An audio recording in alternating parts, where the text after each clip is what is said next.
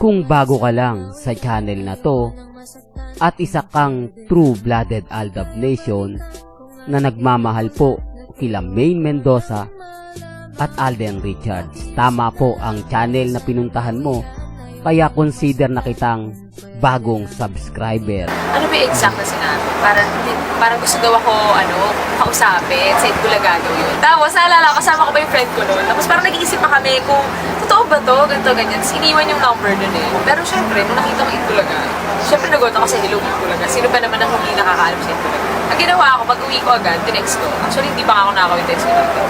Tapos ayun, tinawagan ako, i-invite ako kung na mag-audition sa Itbulaga. Actually, pagkakasabi interview, akala ko, interview. Pangasawa niya o gumawa ng sarswela, at marami nagsasabi laos na nga po raw si Maine Paul Carson. Pero ramdam nyo po ba yung presensya ni Maine? Ramdam nyo po ba yung mga naganap at nangyari etong 2026 sa kanya? Ito yung pinakamagandang nangyari sa fandom dito, mga ka-Aldab. Sabi ko nga po sa inyo, talagang kapalaran na po talaga. Kasi nag-ingay po si Jenny Ferrer. Etong papalapit na po ang anniversary, 11 years ng anniversary ng Aldab Nation. Siguro mga ka-Aldab, ito na yung pinakahihintay ng fandom. Ito'y base lang naman po sa mga nababasa ko at opinion ng ilang mga netizen. Hindi tayo 101% sure, pero kung pagbabasihan nyo po yung mga nababasa ko, na si Jenny Ferrer nga po ang isa sa talagang nakikipag-usap sa management kay Alden Richards. Bagamat marami talagang schedule si Alden, napakarami talagang project ni Alden sa labas, hindi po sa GMA Kapuso. Dahil sa Cold Grey, tapos sa iba pang project ni Alden sa GMA, mali po yun. Marami lang siyang endorsement si Alden, at syempre international movie na ginagawa po niya. Sabi ko nga po sa inyo, wala na pong pakialam ang Itbulaga o ang GMA Kapuso kay Alden. Although maraming nagsasabi na nakakontrata na po siya, pansinin nyo po muna. At bakit ngayon ito ginagawa ni Jenny Ferrer? Dahil malapit na nga po ang anniversary ng fandom. Isa po sa rason at dahilan, mga ka-Aldab, yung umiingay po na ganito rin po yung time na nagsisimula si Mengay na talagang bumulusok ang karir. Na sinasabi nga po ng iba na wala daw pong talent, hindi marunong kumanta, hindi marunong sumayaw, hindi marunong umarte, ang lang magpapangit. Hindi po ba? Hindi, doktor, mga ka-Aldab, alam nyo na po ang buong kwento kay Mengay. Alam ko naman po na lahat po ng mga Aldab Nation talagang alam na alam ang buong istorya nila Mengay at ni Alden. Pero focus tayo dito sa pagbabalik ng 11 years anniversary ng Aldab Nation. Hindi ko alam kung ano yung magaganap, hindi natin alam kung ano yung mangyayari. Basta sa akin po ay masaya po ako ngayon, dahil kahit papaano nakamit natin yung tagumpay na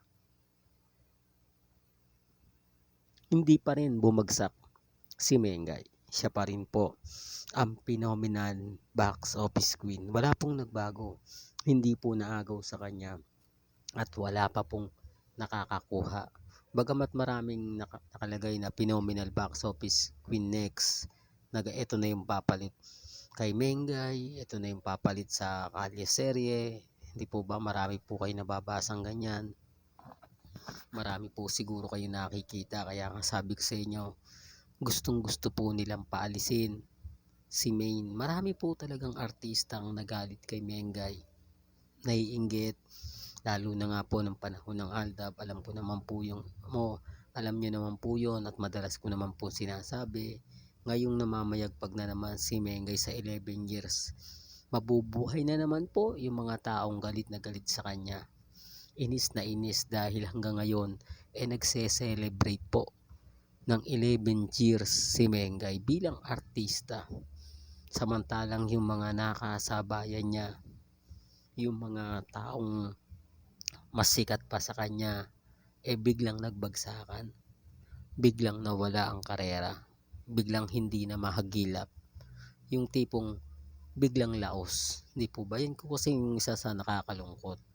Yung kasagsagan ng kasikatan mo, yung tipong ikaw ay sikat na sikat ng mga panahon, tapos bigla kang babagsak. Di po ba? Yun ang medyo nakakalungkot at nakakadismaya. Lalo na nga po ng panahon ng Aldab na marami po talaga kaming pinabagsak. Napakarami po kaming kumbaga sinira na karir ng love team. Dahil yung love team po ni Alden Richards at ni Mengay, yan po yung umangatang chemistry. Yan po yung tumatak sa buong mundo. Hindi, totoo to ha. Lalo na po ng mga panahong may Twitter pa o X na ngayon. Isa sa saksi na gumawa po kami ng record sa buong mundo. Sa mga hindi po nakakaalam, buong mundo, baka sabihin nyo dito lang sa Pilipinas yun. Hindi po, buong mundo po. Yun po yung kasagsagan ng Aldab Nation. Kaya nga sabi ko sa inyo, ako isa sa talagang gumawa ng paraan, isa sa talagang nagikayat, di po ba, na mabuo yung channel natin, makagawa tayo ng mga content dahil sa Aldab.